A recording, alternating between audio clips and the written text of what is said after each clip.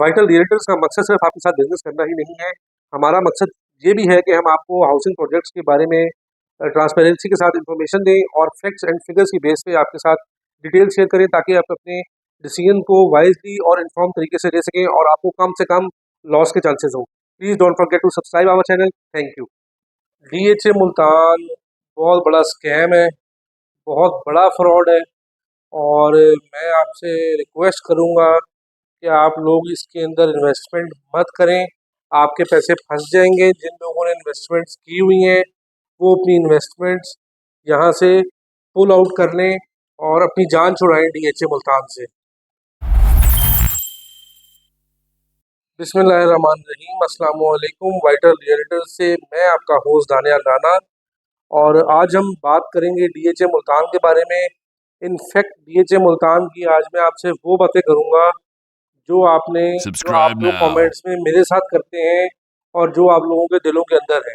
आज हम बात करेंगे थोड़ी सी उस नज़रिए के ऊपर, उस पहलू के ऊपर जो कि एज अ कंज्यूमर आप लोग सोचते हैं और आप लोग मेरे साथ वो बातें या और जितने भी लोग वीडियोस बनाते हैं या वीडियोस आप लोग देखते हैं उनके कमेंट्स में जो आप लोग बातें करते हैं, आज हम उस नज़रिए से बात करेंगे कि वे DHA Multan is standing right now और इन्वेस्टमेंट की क्या सूरत हाल है वहाँ पे, और उन लोगों की दिल की बातें करेंगे जिनकी ऑलरेडी इन्वेस्टमेंट है और जो रिसेंटली एक मैं समझता हूँ कि बड़ा मनफी एक जो असर हुआ है डीएचए मुल्तान पे डेवलपमेंट चार्जेस बढ़ने की वजह से। इस सारे सिनेरियो का आज हम आपके साथ डिस्कस करेंगे और कोशिश करेंगे कि इसका हल निकालें कि अब इस सिचुएशन में करना क्या है। देखें जी, बात ये है कि जो बातें आप लोग करते हैं, अगर वही बात मैं आपसे करूं तो शायद आपका दिल का बोझ हल्का हो जाए। डीएचए मुल्तान एक फ्रॉड है, डीएचए मुल्तान एक स्कैम है। डीएचए मुल्तान में अपनी इन्वेस्टमेंट मत करें। जिन लोगों की इन्वेस्टमेंट्स हैं डीएचए मुल्तान के अंदर वो उसको पुल आउट कर लें और जितनी जल्दी हो सकता है डीएचए मुल्तान से अपनी जान छुड़ाएं।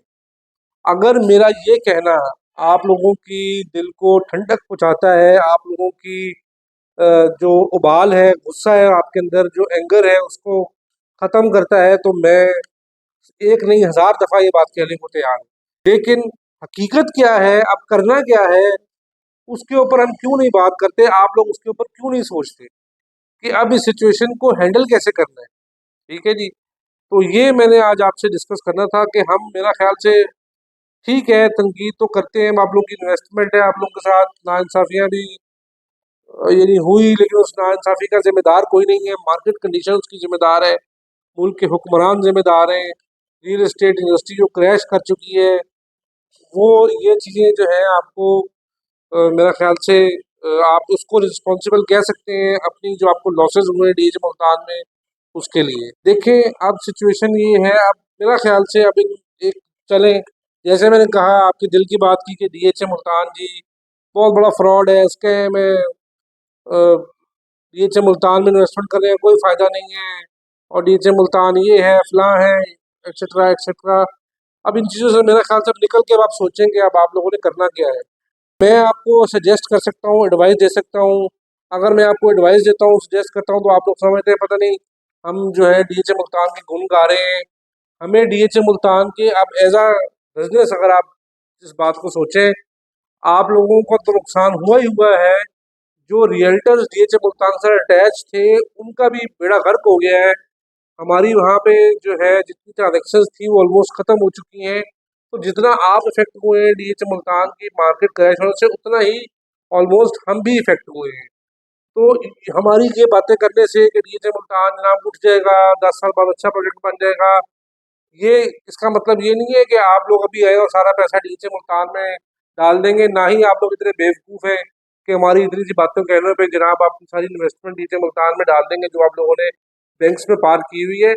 बात ये है कि थोड़ा सा पॉजिटिव पहलू भी देखना चाहिए, चीज़ों का हल निकालना चाहिए। अब डीएचए मुल्तान के अंदर जो इन्वेस्टमेंट हुई पड़ी है उसकी मैं बात कर रहा हूँ कि अब किस तरह से आप उसको हैंडल करेंगे, आप मुझे बताएं। मैंने अपनी लास्ट वीडियो में एक क्वेश्चन आपके लिए छोड़ा था कि अब ये बताएं कि डीएचए मुल्तान में जो इन्वेस्टमेंट की है आप लोगों ने उसको किस तरह से हैंडल करना है। इसके ऊपर आप थोड़ा सा सोचें और इसका एक ही हल है, मैं आपसे हर वीडियो में कहता हूँ कि इसका एक ही हल है कि आप अपने इन्वेस्टमेंट्स को घबरा के मत निकालें, अपने नुकसान को और नुकसान में कन्वर्ट ना करें, थोड़ा सा वेट कर लें। और इसके अलावा कोई हल है आप लोगों के पास? मैंने यही सवाल छोड़ा था, कोई आप लोगों के पास सॉल्यूशन है इसका तो बताएं। आप पैसे निकालेंगे, आपको नुकसान होगा, ठीक है जी, आपका एसेट भी जाएगा। और वो नुकसान कभी मेरा नहीं ख्याल से कि आपका वो नुकसान रिकवर होगा। तो क्यों ना आप इसी चीज़ को टाइम दें कि आपका जहाँ इन्वेस्टमेंट पड़ी हुई है उसके उस उन प्लॉट्स को आप वहीं पड़ा रहने दें, उसको मत सेल करें। आप बजाय इसके कहीं और निकाल कर पूरी एक एक्सरसाइज अलग से करें। उस लॉस को प्रॉफिट में कन्वर्ट करने के लिए बेहतर यही है, सेफ तरीका भी यही है कि जो प्लॉट्स आपके पड़े हैं अगर आपको ज़रूरत नहीं है उनको मत बेचें। मैं ये गुण नहीं गा रहा, मैं आपको फिर से कह रहा हूँ, अगर आप कहते हैं जनाब, अगर आपने मेरे मुंह से निकलवाना है कि डीएच एक फ्रॉड है, स्कैम है, फलां है, ढिमका है, अगर तो मैं आप तो कह देता हूँ, ये तो कोई उसमें हर्ज नहीं है। लेकिन ये कहने से सिर्फ आपका एक फीलिंग जो है वो बेहतर होगी, आपका लॉस पूरा नहीं होगा। मैं तो प्रैक्टिकल बात कर रहा हूँ कि उसमें लॉस पूरा कैसे किया जा सकता है, ये अब आप लोग भी सोचें और इस चीज़ के ऊपर थोड़ा सा अपने जज्बात को कंट्रोल करें। कारोबार के अंदर जज्बात की कोई वैल्यू नहीं होती, ठीक है? तो थोड़ा सा आपको टाइम देना पड़ता है। और जो रियल एस्टेट इन्वेस्टमेंट है उसका मतलब ही ये है कि आप जब रियल एस्टेट में पैसे डालते हैं आपको उसका टाइम देना पड़ता है। लॉसेस रिकवर होने का यही आपके पास हल है, और कोई हल नहीं है। अगर है तो ठीक है, अपने प्लॉट्स बेचें और पुल आउट करें अपनी इन्वेस्टमेंट को, और अल्लाह खैर सलाह। हमारी बातों के ऊपर ये कमेंट्स करने से आपके लॉस पूरे नहीं होंगे। और एक बात मैं आपको बता दूं कि जितना इफेक्ट एंड कंज्यूमर हुआ है उतने इफेक्ट वो बिजनेसेस हुए हैं जो स्टेक होल्डर्स थे डीएचए मुल्तान के अंदर, जिसमें से हमारा भी जो रियल एस्टेट का बिजनेस है वो भी बड़ी बुरी तरह इफेक्ट हुआ है, आप लोगों से ज़्यादा इफेक्ट हुआ है। तो थोड़ा सा हौसला करें, हिम्मत करें और इंतज़ार करें। अगली वीडियो में इंशाल्लाह फिर मुलाकात होगी। अपना ख्याल रखिएगा। अल्लाह हाफिज़।